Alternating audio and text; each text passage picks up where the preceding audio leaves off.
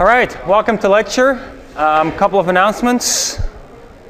Homework 5 has been released. It's due next week, Monday night.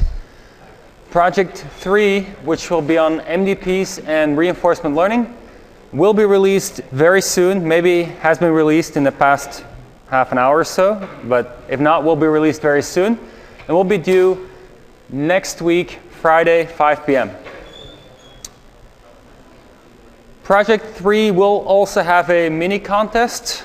It will be due at a date and time to be determined, because right after Project 3 you have your midterm, and we don't want you to be mini contesting all weekend when you have a midterm on Monday.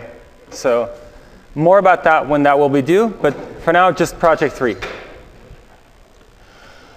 right, so some AI in the news. A couple of students found this. Flappy Bird making up to 50K per day in advertising, not bad. It's too much for some people to handle, see that money come in. Anyway, somebody kind of grabbed a clone of it and implemented reinforcement learning for that clone. They said, well, so if you don't know the game, you control the little bird down here by just tapping the screen, is my understanding, but unfortunately not available anymore, so I couldn't try it out this morning. But if you tap the screen, it flaps, which means it goes up higher, and it always keeps going forward. And you're supposed to avoid the pipes. Once you hit a pipe, you're dead. It's over. You have to restart.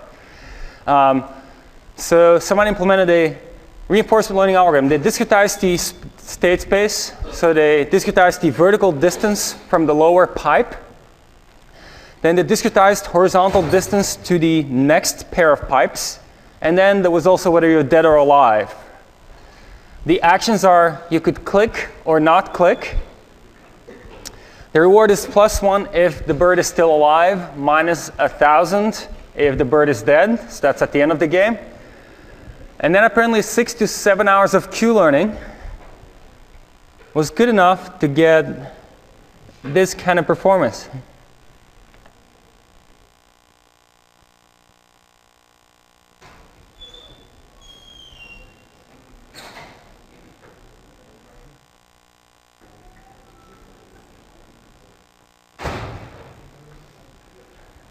So it works pretty well, despite a reasonably large state space, but not super large.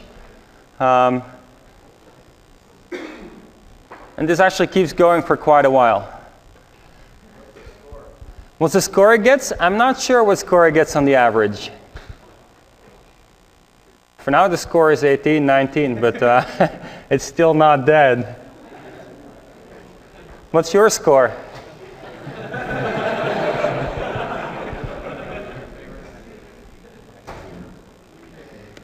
All right, so things you can try out in your free time, I guess. Back to new concepts. Actually, first thing we'll do, we'll review some of the things we covered in last lecture, because we covered a lot of concepts right at the end. So reinforcement learning. We have a set of states, a set of actions, a reward function.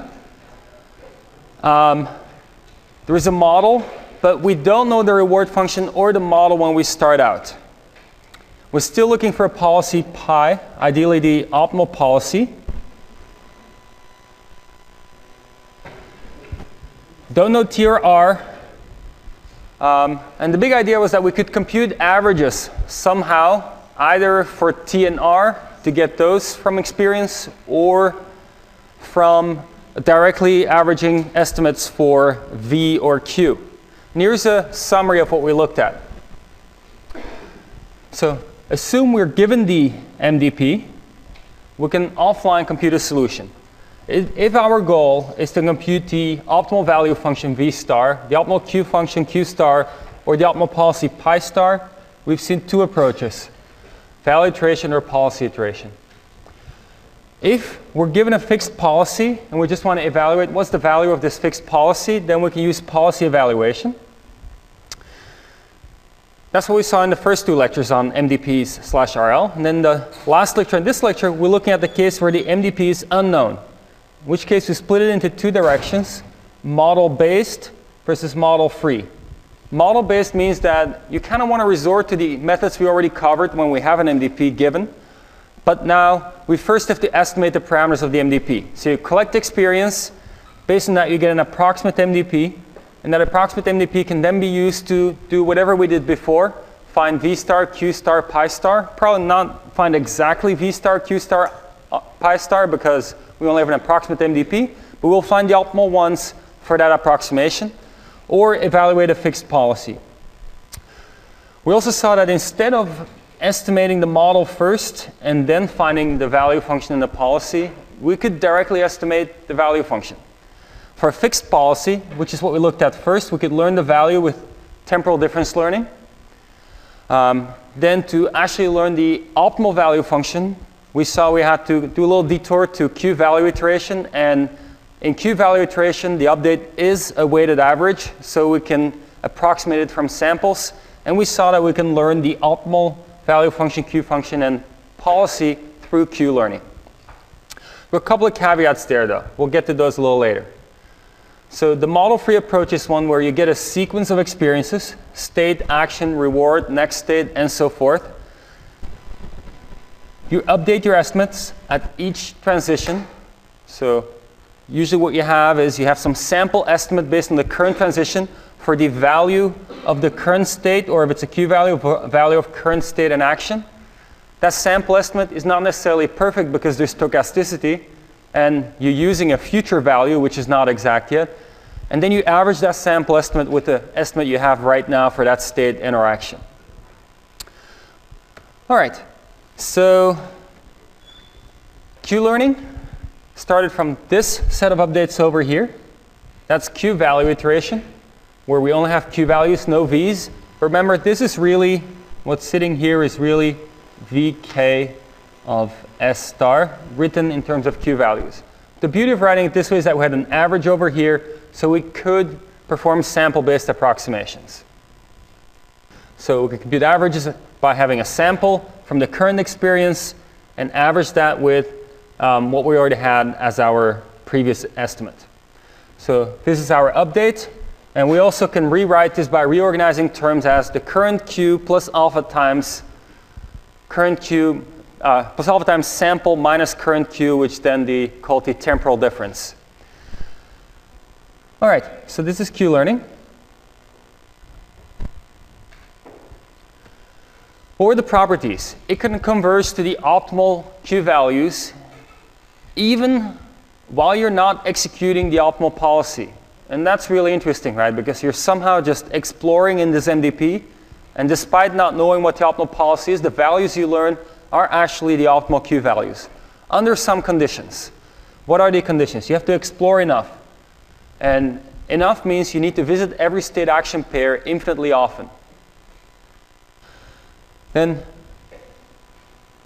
as you update your Q value estimates, you need to attenuate your learning rate, let it go to 0 over time. Otherwise, you'll never get convergence. As long as it's bounded away from 0, you'll just be oscillating between values that are associated with next states from your current state.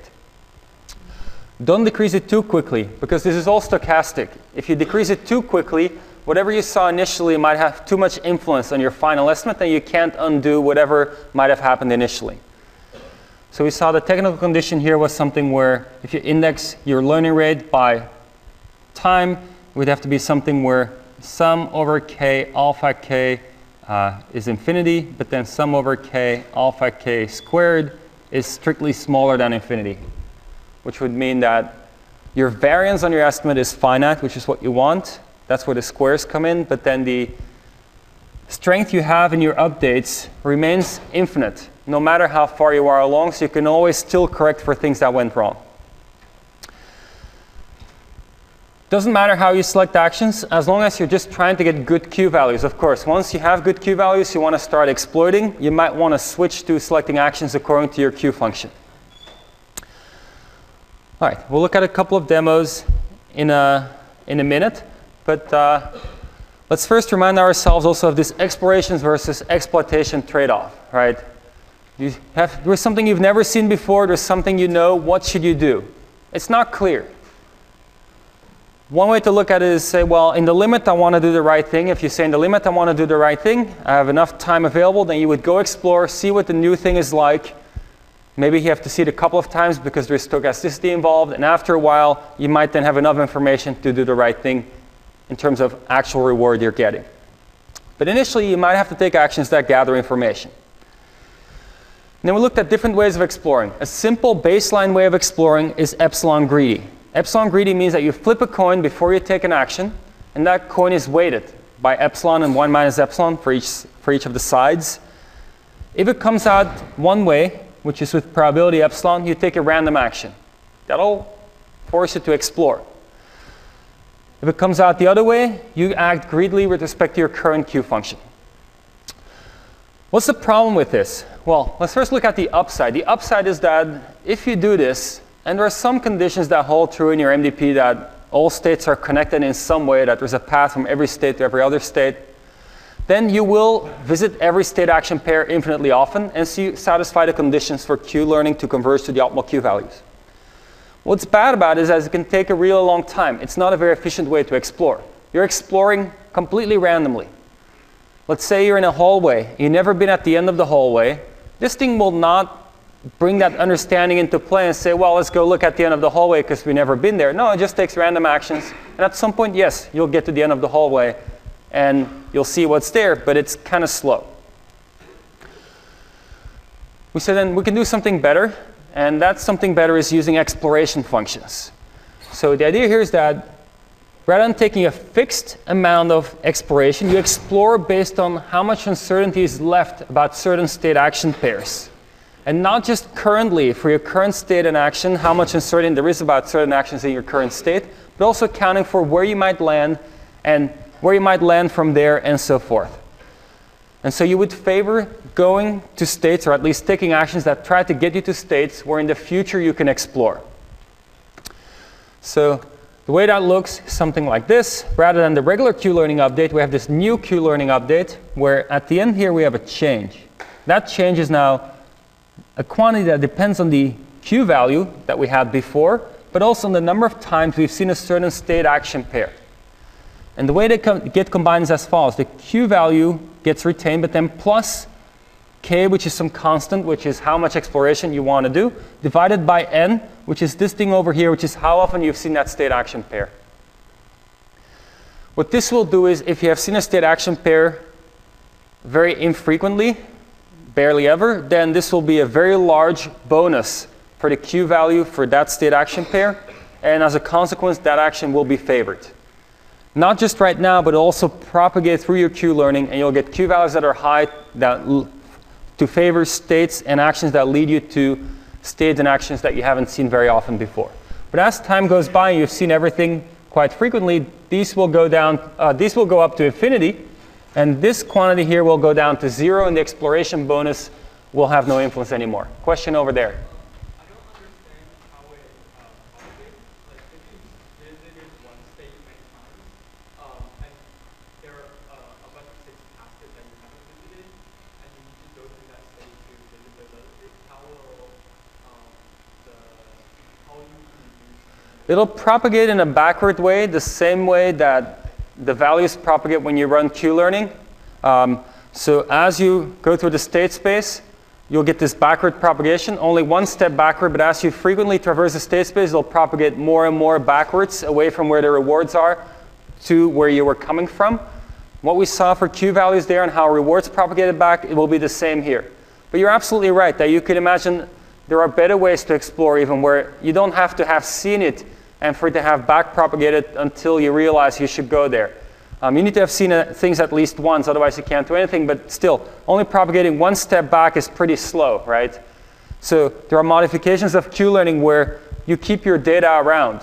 So rather than just incorporating the current sample, you keep your data around, and as you see a new experience, you don't just do a Q-learning update for that new experience, but you also go through all your past experience, or at least a reasonable chunk of it, and do Q-learning updates again for all those state action, state triples, and the rewards associated with it.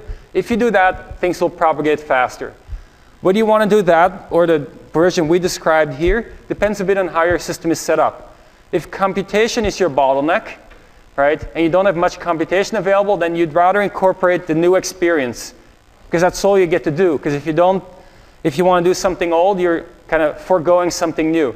But if you have a lot of computation, but experience gathering is very slow, let's say it takes a second to do a new transition, but you can do thousands, if not millions, of Q-Learning updates in that 1 second, then you'd want to cycle through all your past experience, keep running those updates to get it to converge faster. Question over there. So earlier you mentioned where with reinforcement learning you don't necessarily know the transition function, but what if you don't know what the form is? So for instance, when you're coding this, maybe you might normally code for a linear transition function, but what happens if some sort of exponential transition? That if you didn't know what. So the question is about essentially the level of prior knowledge we have. When we say we don't know the transition model, do we know that it's a discrete state space? Do we even know what the state space is, right? You can imagine you don't even know what states are reasonable.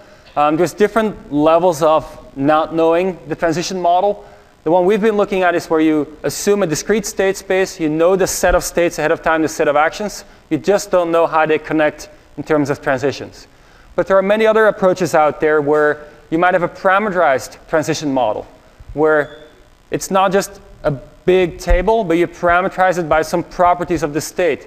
For example, for the grid worlds we've been looking at, you can imagine that there is only one parameter that we don't know, right? You could say, what's the noise level? That's what we don't know. We've said 80% very often of chance of success, 20% chance something else happens. You can imagine running model-based reinforcement learning, and the only unknown parameter is the noise level. And as you explore, no matter where you are, you learn about that noise level, and at some point you've learned it, and now you know the entire transition model. So there's different levels in practice. You'd want to put in as much information as you can possibly get from prior knowledge, because this can take a long time if you have no prior knowledge.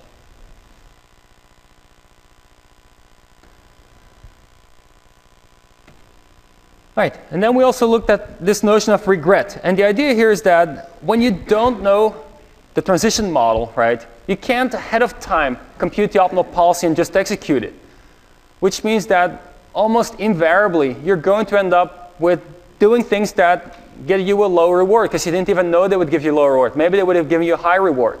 And so this notion of regret is a notion where you quantify the difference between what would the optimal policy have achieved on the average versus how much are you achieving on the average. So one interesting thing there is this thing here that I want to point out is that if you say I want to minimize regret, you're actually putting a higher kind of bar on your algorithm. You're not just saying in the long run I want to find the optimal policy. You're keeping track over time. All that exploration you're doing might be costly. You keep track of how bad that was relative to what the best policy might have achieved. And so minimizing regret means that you need to be careful about your exploration so you don't do too much of it either. So of the approaches we've seen, on the average, the epsilon greedy exploration will have a higher regret than the more targeted exploration based on an exploration bonus. And so people will write papers about how much regret you get depending on the kind of exploration bonus you might give and so forth. Yes? Is it possible if I make code that when I'm training it, it's very risky, but then when I actually implement it, I make it less risky, or will that mess up all the training? Like, would that negate all the training I did? Question was, can you play more risky at training time and then you want to be less risky at test time? Absolutely, right? Epsilon greedy works like that. You have this epsilon parameter, which tells you how much randomness you're willing to infuse in your actions. In the beginning of your training, you want that to be really high, if that's the strategy you use, and over time, you want that to go down.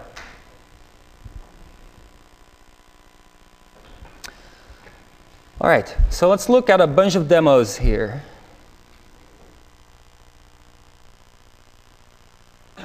So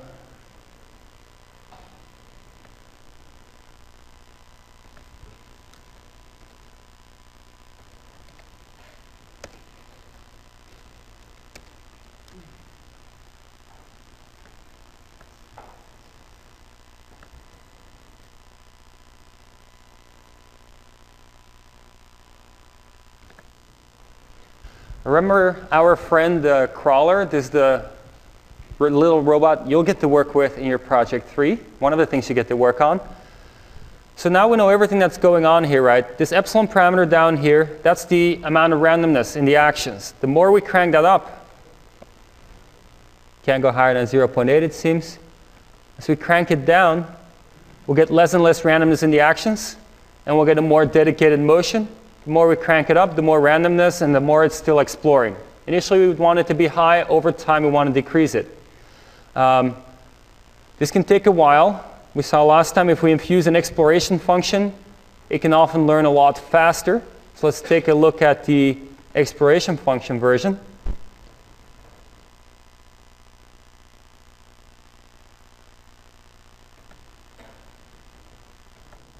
So it's the same bot with an exploration function. Still, initially, it doesn't know anything about the dynamics of the environment. It doesn't know what will lead to rewards. It doesn't know that the actions up in the air where you don't touch anything don't get much done. But after a while, it figures it out. It explores much more dedicated than the epsilon greedy. And it's making progress faster already just in these few seconds of trials here.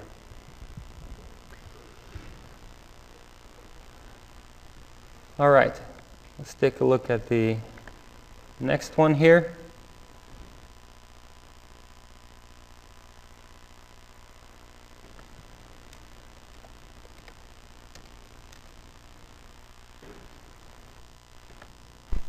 Okay, here we again have a grid world. We haven't seen any rewards yet. We don't know where the rewards are, where they might be gotten. I mean, visually, we know a little bit about the structure of this MDP, but the algorithm, the Q-Learning algorithm, wouldn't know that there's this layout to the MDP and how states are connected the way we look at it from above here.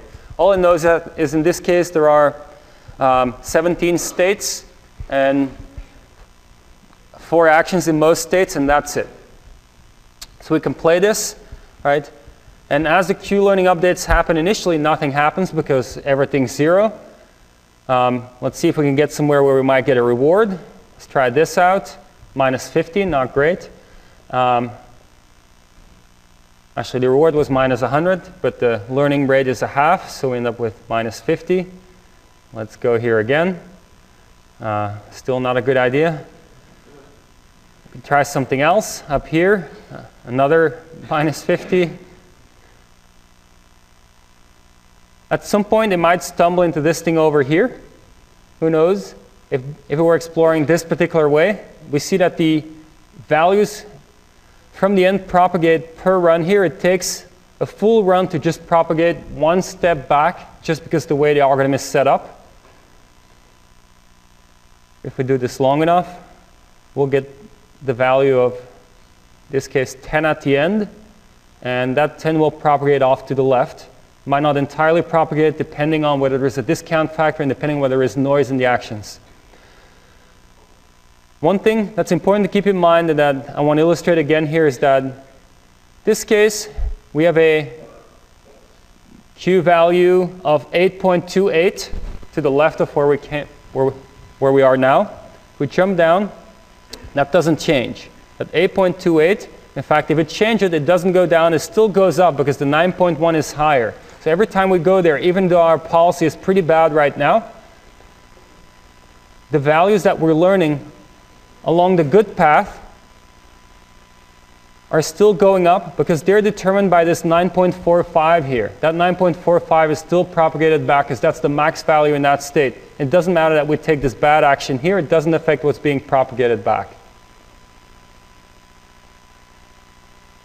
All right, let's look at last couple of demos we have left here. So here's a version that plays automatically.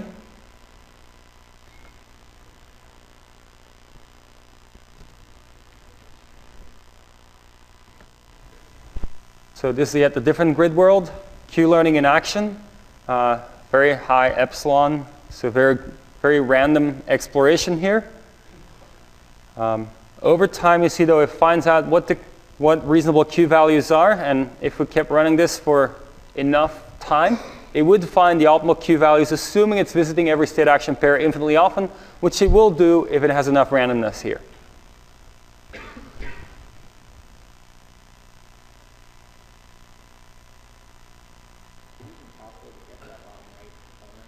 Is it even possible to get the bottom right corner? Let's see. Like it seems like it automatically acres Yes, you can't get to that. You cannot get to the bottom right corner here. It's just unreachable in this particular case. Say that again? Is this a random walk? I think it's very close to a random walk right now. We can check here what it doesn't say what the randomness is for exploration.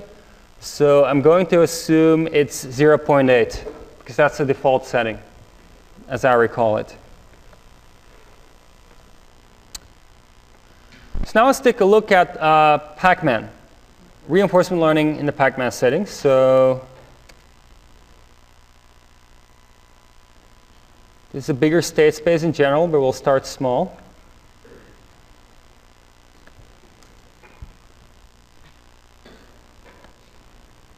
All right, Pacman running Q-Learning in this little grid here.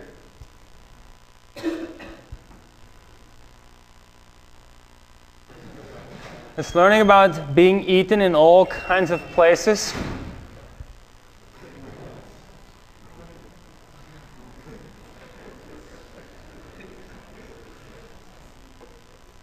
Keep in mind, the reason it looks so stupid is because we understand the rules of the game, right? But the way this is set up, it doesn't understand the rules of the game. It just has actions available, takes an action, sees what happens, updates its Q value, and so forth. Yes?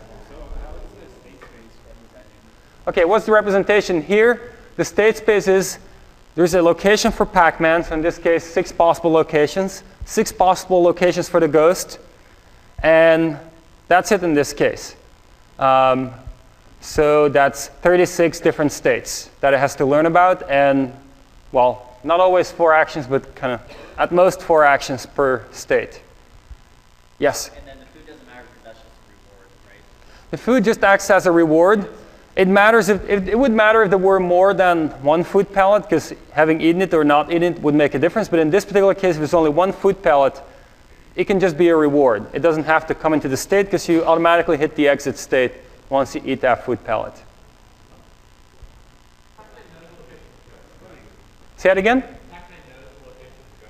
Yeah, Pacman knows the location of the ghost. It knows it has full state information, just doesn't know how the game works initially. But at this point, it seems to have learned pretty well how to play the game. The ghost is random here.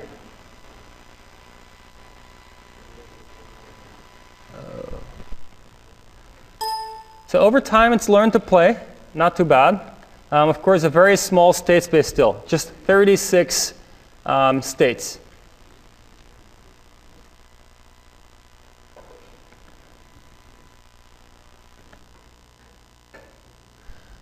Here's with silent training, so it's doing about 2,000 rounds of training.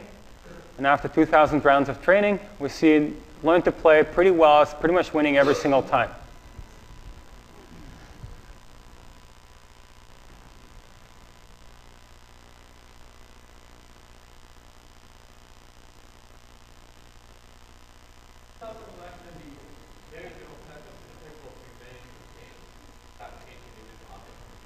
Sorry, can you speak louder?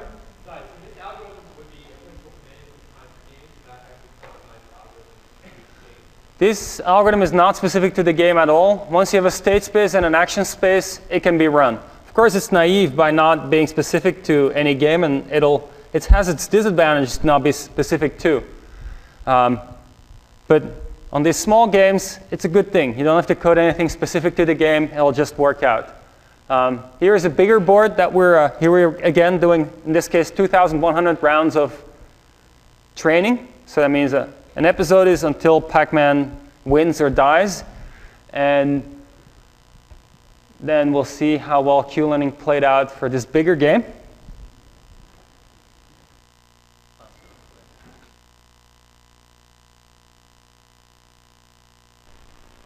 Okay.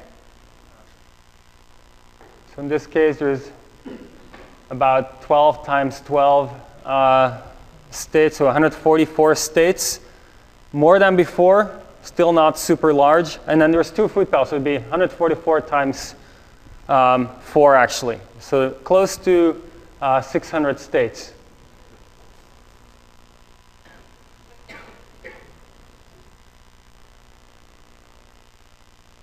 All right, so in about 2,000 episodes, it did learn to play this game pretty well without any prior knowledge about how the game works, just running Q-Learning, building up experience. Is it possible to just make a reward once he eats both pellets and reduce that state space? Is it possible to reduce the state space by? Instead of saying you get a reward for eating 1 pellet, say you get a reward once you eat all pellets on the map. If you got a reward only once you ate all pellets, that's already happening to some extent, because once you eat the second one, you get a much bigger reward. Right, this is the game winning reward, which is 500, versus just eating a pellet is only 10. You can play small tricks to potentially put things from state into reward and so forth, but we're going to play a much bigger trick right now to deal with the size of the state space. So we're going to look at approximate Q-Learning. And the reason we're going to look at approximate Q-Learning is because we want to generalize across states. So far, there's been a very naive approach. You have a table that stores for each possible state what the value is. But as long as you haven't seen a particular state, you have no information about it. But intuitively, you know things about states you haven't seen before. If you have some understanding of how the game works, right, you might understand that, well, it doesn't matter, let's say, if I'm attacked by a ghost from both sides, then it doesn't matter which part of the board I'm on. It just matters that I'm attacked from both sides, and it's a really bad situation to be in, right? So this kind of intuition is not taken into account when we just have a big table of Q values. And that's what we're going to want to account for now. So basic Q-Learning is just a table of Q, all Q values, which might be reasonable for small MDPs where you can just kind of have, a small set of Q values to store. But for realistic scenarios, there are too many states to visit them all, and we know we need to visit all state action pairs infinitely often to get Q-Learning to get the right values. So if you have many state interactions, that's a lot. And then there are too many states just to hold all the Q states in memory. You don't have space for that. All right, so let's say it's really, really large, and we want to learn a really large state space. Right? We want to generalize somehow experience that we've seen to new things that are similar. This is machine learning. This is really the first time we're looking at machine learning where we say, well, we've seen examples. We learn something from the examples that doesn't just apply to exactly what we've seen so far, but applies to something similar but new. We already saw those Pac-Man demos. So let's take a look at this board here. In naive Q-Learning, you'd need to learn a Q value for that particular state. This board has many states, but then for each action in this state, you'd learn a Q value. Now let's tweak the situation just a little bit. This is a very similar situation, but standard Q-Learning would not realize that. It doesn't understand similarity between states. Every state is its own thing. And so you would know nothing about the value of this particular state by knowing the value of the first board state. In fact, you would know nothing about the value of this third state based on knowing the value of the first state. Only difference being that there is a food pellet here that's been eaten. It's a tiny, tiny difference. We understand that, but tabular Q-Learning has no clue about these similarities. All right, so we'll want to use feature-based representations.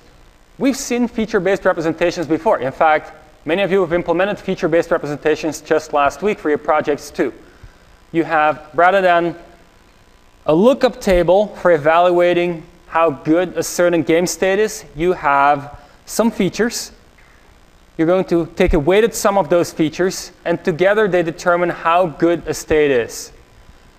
When you've looked at it so far, it's been something you came up with, a heuristic evaluation function. Now it's going to have meaning. The value that we're trying to represent is the expected sum of rewards if you were to act optimally from there onwards. All right, so example features that you might have used already in your projects too are distance to the closest ghost, distance to closest dot, number of ghosts, 1 over distance to a dot squared, is Pac-Man in a tunnel or not, and so forth. You might have special states. There might be states you really care about, and then you could put that in there. You could say, I'm put a feature in there, am I exactly in this state? If there's some particular state you really care about, that could be a feature too.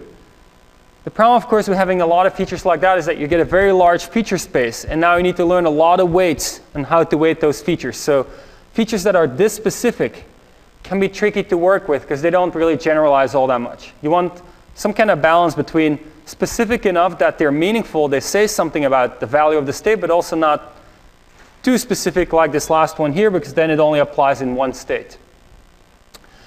You can do this either for the value function or for the Q function, whatever you prefer. We'll do it for Q functions because we want to incorporate this into Q-Learning. We want to do Q-Learning where we learn the weights that we use to sum those features together, rather than Q-Learning with a table representation. All right, so then our value function and our Q function would look like this. Just as a reminder of notation here, this is the Q value for state S taking action A. And then here we have a weight 1 times feature 1, which is some function of the current state and the action that you're considering. So you have something that you compute based on the state and an action, F1, F2 similarly, and so forth. Nice about this is that if you have good features that summarize your state-action pair in a relatively small set of numbers, then all you need to do is learn a relatively small set of weights, W, and that's it. And you have an estimate of your value. The disadvantage is that there could now be states that have the exact same feature values, but that are not the same states. And that's good if those states should have the same value, but if you have states that should have a very different value, but their feature values are the same, there's now no way to distinguish between them. So you need to be careful about how you design your features so that you don't end up with very different states in terms of value having exactly the same feature values. This can happen, right? If you're naive, for a naive set of features that maybe just had the distance to each of the ghosts without accounting for which direction they come from relative to each other, then you'd have reasonable states where they both come from the same side versus bad states where they come from different sides, and your features don't distinguish until you have a feature that actually understands the fact that you're being trapped by two ghosts. Question here. All right. So how's this going to work now? Yes, question. Do they have to be linear? Great question. Do they have to be linear? It turns out for a lot of machine learning algorithms, it's convenient if you use this kind of encoding, where the features can be anything. The features are not necessarily linear. They can be any kind of function that you come up with. But then what you're trying to predict, in this case Q values, is a linear combination of the features you designed. It doesn't have to be that way, but the reason it's often that way is because once you make that assumption, you put it in this format, it turns out a lot of algorithms can be developed that are pretty efficient at doing the learning of the weights. Once you have something nonlinear where the weights appear in a more complicated way, it can be more complicated to learn a good setting of the weights. Make a trade-off, of course, because by making it linear in the features, well, your expressiveness is not as good as if you had something nonlinear. And so some people do still look at nonlinear functions. Definitely happens, and we'll see some examples late in the semester. Another thing people do is just increase the number of features. If you wanted to have something quadratic in your feature fn, then you would just add something. You'd say plus wn plus 1 fnsa squared. And now you can be quadratic in that feature. So you expand your feature space, and you put the nonlinearity in the features rather than in how the weights are contributing to the Q value.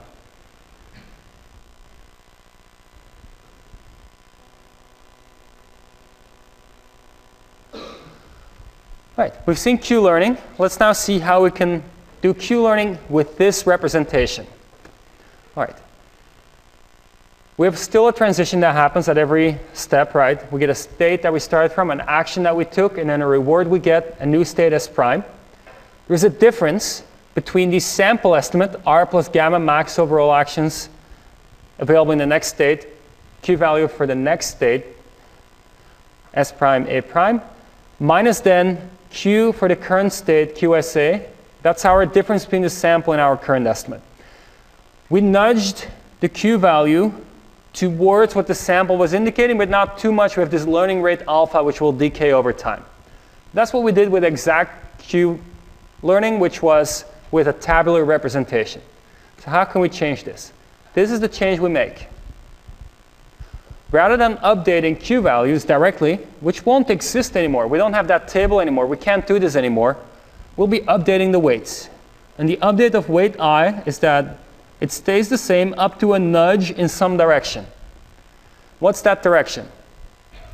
Well, still in the direction of the difference here. What is this saying? Well, the difference is still how your sample was different from your current estimate.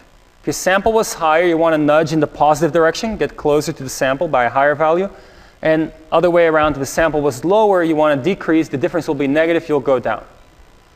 But then it's multiplied by this thing over here, FISA. Let's look at some special cases. If FISA, the feature value that the weight WI gets multiplied with is 0, then there is no update to WI. Is that a good thing? Yes, that's a good thing, because if that feature value were 0, then that feature is not telling us anything about the value of that state. So we don't want to start moving the weight WI around based on having a feature that's not saying anything about the state. If the feature Fi, let's say, had the value 1, let's say it was some binary feature, and had the value 1, then this will nudge it up if the sample was higher and down if the sample was lower than your current estimate. At least the contribution of WI Fi will go up or down according to that. There's still other weights and features, but the contribution of this term will go up if Fi was 1, if the difference was positive. What if the feature Fi was negative? If we had a negative feature, then in this case, the weight WI will go down. All right, so let's say we have positive here, negative here. What will happen is WI will go down. Overall, WI times Fi will actually go up. Well, it depends what your sign is for WI. If your WI is positive or negative, let's say your WI were negative, which was kind of the reverse. Let's consider a reverse scenario. Your WI were negative. The difference was positive. Your feature was negative. Now you get overall, again, an increase of WI Fi in the direction that you wanted to go. And that's what you want. So you can work through all these scenarios where you look at the signs of each of these, and you'll see that you get a nudge in the direction that makes your WI Fi contribution move in the correct direction. Yes? If your feature returns a value that an absolute value is greater than 1, doesn't this sound like an explosion where the weight keeps getting larger? Yeah, so this is a good question. What if your feature values are very large? This could happen, right? Let's say we had a feature value that related to maybe a number of food pallets left. Initially, that could be quite large. Then the update to that weight could be very large. And let's get rid of the signs below here. Let's just think of the positive signs, which are the simplest ones. Let's say you had a very large value here, and everything was positive. Then we would move WI up by a lot, and your WI Fi would go up by a lot. It might be too much. That's too bad. What you'll end up is getting some oscillation. Now you get a value that's too high. Next time the sample difference will be, the sample will be lower, the difference will be negative, and you'll be nudged lower. And so if you have something with very high feature values, you get big oscillations initially, jumping back and forth most likely. And so one thing you often want to do to avoid this is put all your features on the same scale. You don't want some features that can go from minus 1,000 to 1,000, and then other features that live in the 0.1 to minus 0.1 interval. Because then it's very difficult to get this learning to work well. You want them all somehow normalized, let's say between -1 and +1 if you can.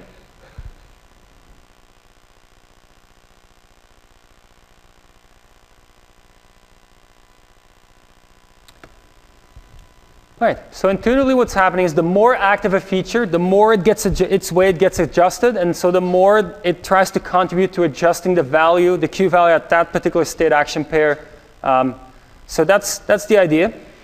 We didn't show that this works, but you'll see in your projects that this actually works for your scenarios. There are more conditions here to be guaranteed that this works, but under some conditions, this will work.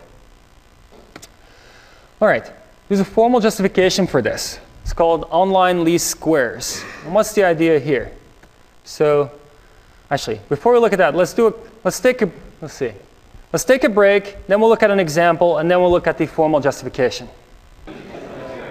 All right, let's restart. Let's look at an example of Q-Learning in action with this function approximation. So let's say we have the current representation. We just have two features. You'll want more than two features, of course, but just for an example on the slides, two features. Feature related to the dots and a feature related to distance to the ghost. Here's a state. We take the action north, for which we have some feature values for each one of them. Then we get a reward of -500 because we're eaten. And we get a new Q value there. I mean, this one here is 0. The reward was -500. And so our Q-Learning update that we have now looks like this. We first compute the sample, so this is a sample estimate. Then we look at the current value. We take the difference. So the current value is up here. Current. We take the difference, which is -501, sample minus current estimate. So plus sample minus current estimate. That's our difference right here. -501. So the update for each of the weights, W dot, we had 4, we nudge it. That's the weighting factor alpha. The difference is sitting here. And then here is the value of the feature. In this case, feature value is 0.5. Then over here, again, this is the other feature for distance to the ghost. We have some nudging factor. We have the sample difference with the current estimate, and then the feature value of 1. Right? After that update, we end up with a new Q function, which is 3 times the first feature minus 3 times the second feature, which might be better. We're now more afraid of the ghosts and a little less eager to go get food pellets. This, of course, will repeat over time. And let's take a look at how well this can work. So here is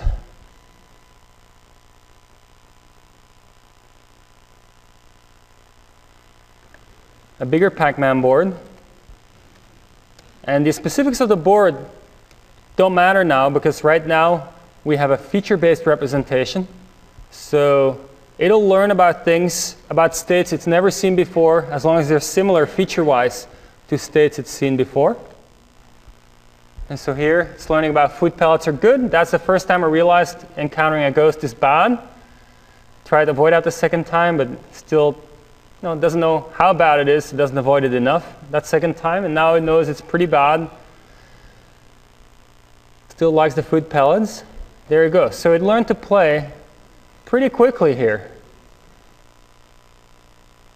Why is it not eating the food pellets? Yeah, so it never eaten them before. The power pellets. Why is it not eating the power pellets? Never eaten them before. It doesn't know what the value is of them, so it's probably still at 0. Ideally, your exploration would be related to these features. Ideally, you'd have something where your exploration says, we have not seen a feature active before. I should explore that feature. Likely in this case, it didn't even have the feature. So in this implementation, I think it doesn't even have the feature for a power pellet. It doesn't understand that that's a concept that it can learn about. So that's it. But a high-level thing I do want to get across here and say again is that as you implement your exploration, keep in mind now, your exploration should not just be about states and actions you haven't seen before. You want it to be about feature values you haven't seen before, right? Because that's what you're learning about. What feature combinations are good, what feature combinations are bad. So you want to have an exploration bonus based on feature values. All right, you'll get this to work too if everything goes well in your project 3. Formal justification now for what we just looked at, based on a least squares kind of model. So what is least squares? It's a way to fit a line, in this case, to a set of points. So you have the red dots. You want to fit the best possible line. And the line is represented as follows. You say, my prediction is some weight 0 plus some weight 1 times feature 1 of x, where feature 1 of x is sitting on this axis over here.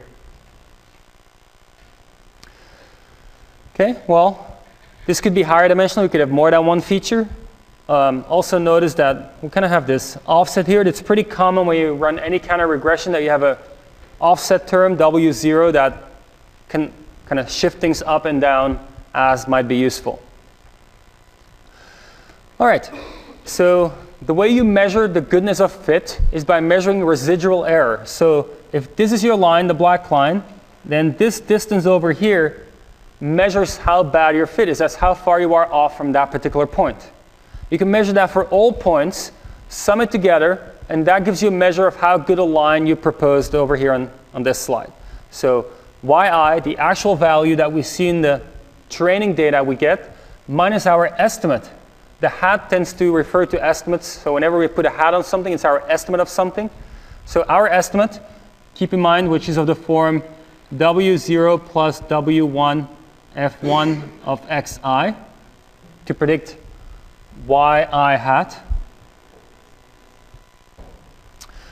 All right, and then we square it because we don't want positive and negatives to cancel out, and we sum it all together. That's our measure of how good the fit is.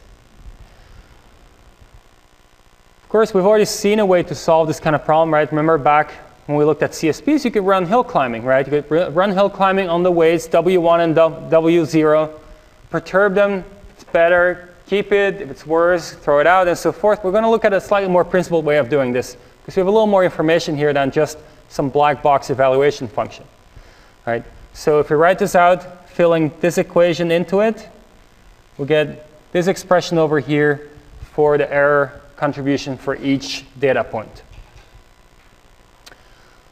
All right, so minimizing the error. Let's say we only have one point with features f of x, target value y, and weights w. Then this would be our error. This will relate to later having one experience as a s prime, and a reward associated with it. Okay, so that's our error. We can take the derivative of that error with respect to any of the weights.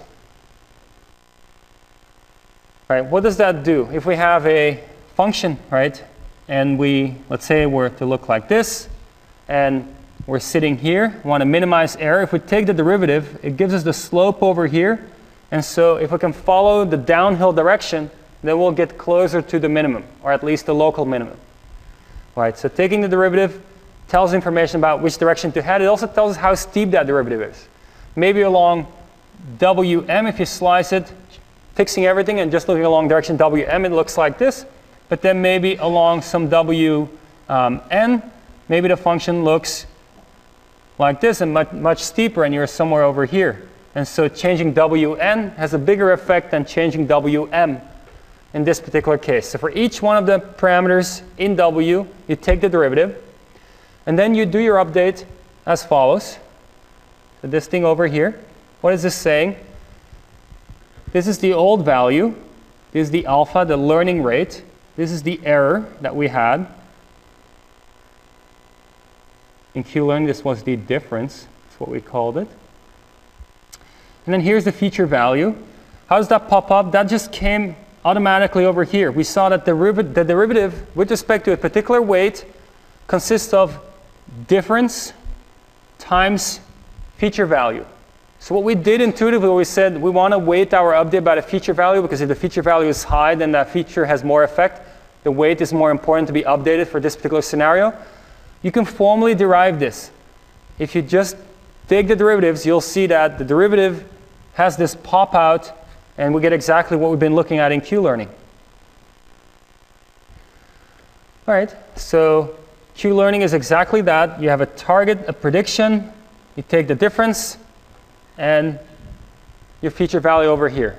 What is this saying? This is saying that when we do Q-Learning, if hypothetically somebody provided us with the real Q values, right? Hypothetically, we had the real Q values, so we had the real differences.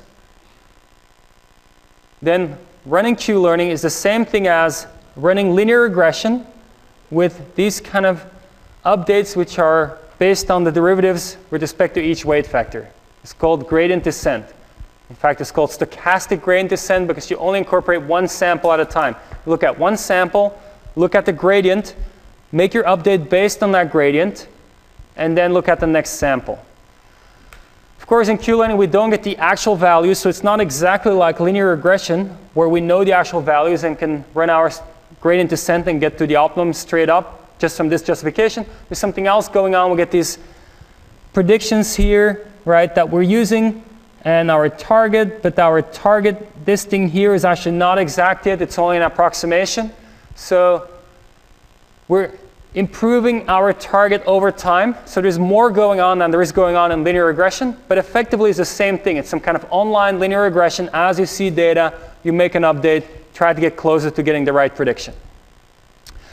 This star here means that we don't expect you to be able to derive things like this. It's just for your intuition, so you know there's a broader context here. You know that Q-Learning is not just something that you can say, oh, well, somebody came up with something that looked right. There's more to it than that. You can look at it as an optimization of something that looks very similar to linear regression. All right, so linear regression is one way to go. You could say, well, why not use more features? Why not throw in many, many features? The intuition says that there's many ways to learn, which makes it tricky. And if you're not careful about it, you put in too many features, you might get something like this, where you fit, let's say, a degree 15 polynomial through that set of points as well as possible. Is the error better? Yes. If you were to draw a line through this, the average squared error of the line is worse than the average squared error of this polynomial. But is the line better or the polynomial better? Most people would argue the line is better. Why? Because it doesn't have these huge wiggles that throw you off where the training data points are not. We'll look at this more when we look at machine learning, but kind of the main thing you want to keep in mind when you do this is this idea of don't throw in too many features. You might overfit.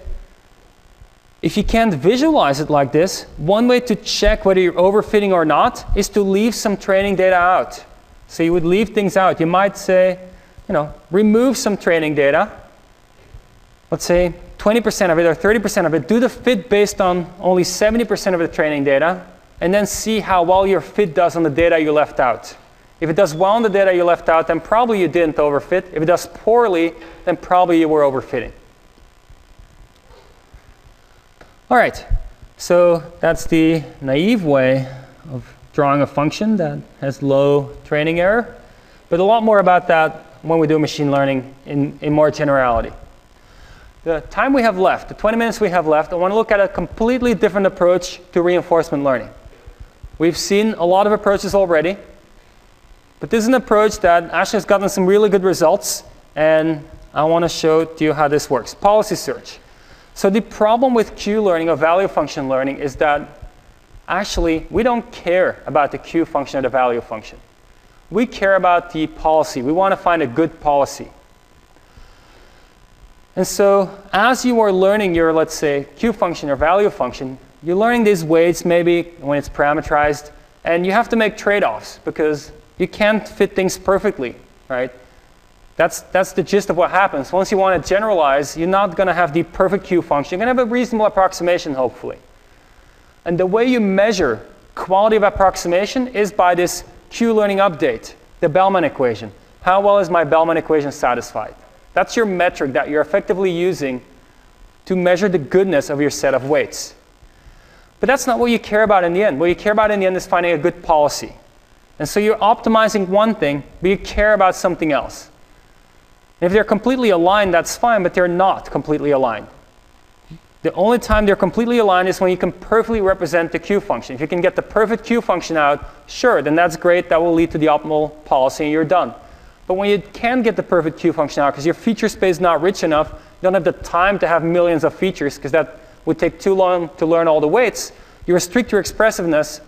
And now you're going to measure by Bellman error rather than by performance of your policy, then you're going to lose something. So policy search tries to address that. Right? So Q-learning's priority is getting Q values close, getting a low Bellman error, right? But that's not what we're after. We want to learn policies that maximize rewards, not the values that predict them.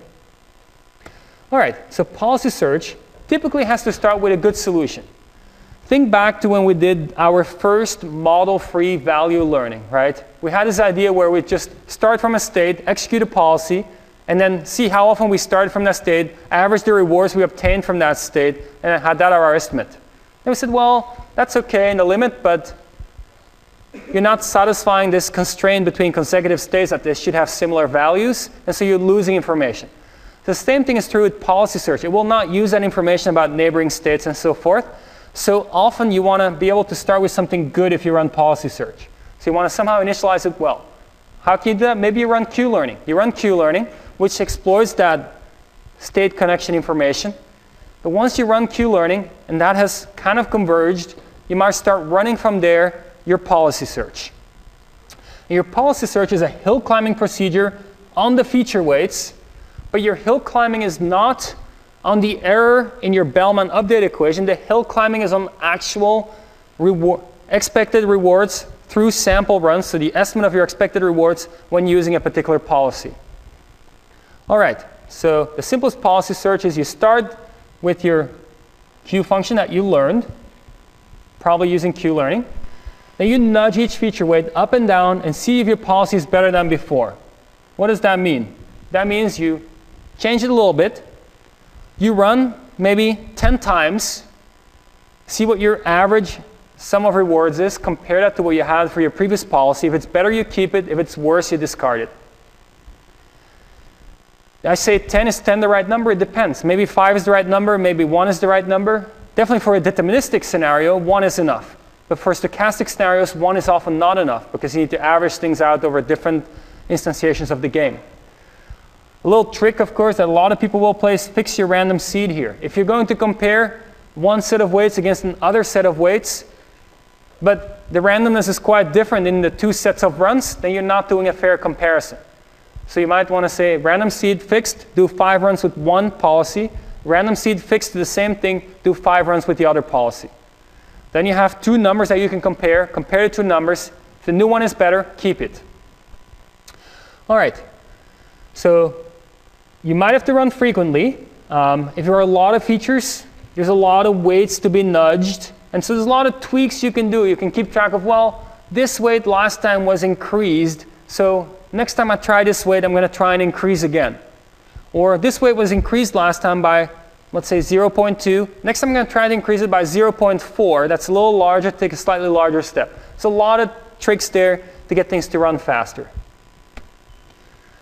Okay, so you can also exploit some look ahead into this. That's a bit more complicated, but the more simple things are to sample cleverly, fix your random seed, sometimes change multiple parameters and change them in directions that you know are meaningful and sizes that are step sizes that are meaningful. All right, so here is one of the coolest examples that argue of policy search after it has converged, found its optimal policy in action on a helicopter. So what's a helicopter? A helicopter is this body with blades above it, and those blades spin around. You have an engine that can spin the blades around. And the way you control the helicopter is by changing the angle of the blades. So the engine speed tends to be fixed, or you try to keep it fixed at least. But then as you change the angle of the blades, the steeper the angle of the blades, the more air you're pushing down, and so the more thrust you generate. And when your blade is just horizontal, you're not thrusting any air down. And when it's negative, you have a negative blade angle, then you can go down very quickly.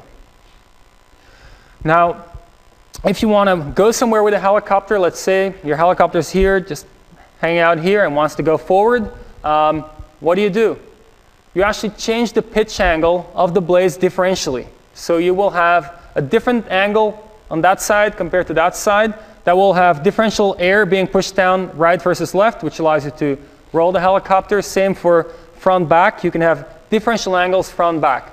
There's a little swash plate mechanism that does that for you. As you control your helicopter, you just say, I want this difference between left and right, this difference between front and back, and then a mechanism will do that for you, even though the blades are going around maybe at 30 hertz, which is pretty fast. You can't control that yourself and track the blade and control those angles. And then you also have a tail rotor. The reason you have a tail rotor is because, well, if you don't have the tail rotor, the counter torque between the blades and the engine will get your body to rotate against the direction of the blades. And now you're spinning relatively fast, most likely, which makes it really difficult to control your helicopter. The tail rotor can have a counter torque, and that way you can face the direction you want to face. You can also, on the tail rotor, change the angle of attack of the blades, and that will give you differential thrust, and you can choose where to look. All right, so what was done here? This case, this is a research result from Andrew Ng's lab, who was actually my PhD advisor. What was done on this project is picked a control policy parameterization. So you have 4 actions available to you at any given time. The average angle of the blades, the difference between left and right, difference between front and back, and then the angle for the tail rotor. So 4 actions in a continuous space. They set up a function that maps from state to each of these actions, and that function is parameterized. It happens to be a nonlinear function with some parameters in there, free parameters. Those are the weights that are being tweaked. And so in simulation, a lot of runs were done with different settings of the weights. The procedure we talked about the previous slide, so this thing here was executed. These weights were tweaked in simulation with many random seeds because you could have a lot of different wind gusts. You want to be robust to that.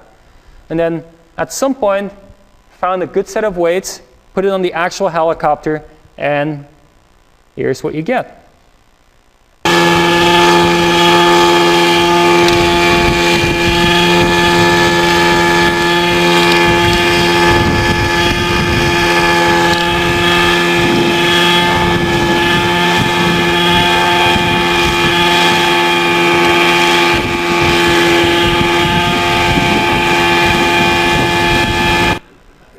So it also turns out it's more efficient to fly this way. Not a lot of people do it, but the reason it's more efficient to fly this way is because what happens when you pull in air? You accelerate it. You pull it in at some velocity v, it comes out at the velocity 2 times v. Back of the envelope calculation, not exact, but that's roughly what it is. The air on top, if you're just in regular flight, the air on top is all in clean air, nothing's going on there, just gets pulled in at v, goes out at 2v, which is a higher speed, goes over the helicopter body, drags it down, pushes it down. Whereas if you're upside down, the slower speed v goes over the body, still drags it down, but not as much as the faster air would do. So it's a little more efficient to fly this way. Drag scales with the square of the velocity, so you have a factor 4 times less drag flying this way than flying the other way around. It doesn't work. It doesn't necessarily work with all full-size helicopters. The blades of those helicopters are designed differently in the way these blades for these aerobatic helicopters are designed symmetrically. So it's really not any different for the blades, at least, whether you're upside down or not. It's all the same. But for full-size helicopters, they don't necessarily have that symmetric blade design, and so it's a different setup.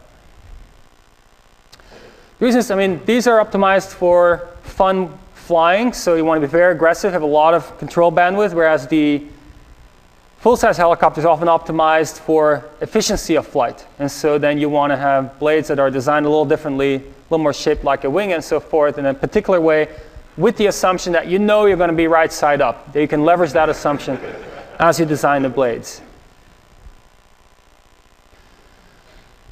One thing to notice, though, is that the fact that you control the helicopter by changing the angle of attack of the blades means that you have very high bandwidth control. They tend to be very snappy. You can very quickly change the thrust the helicopter exerts and change direction and so forth.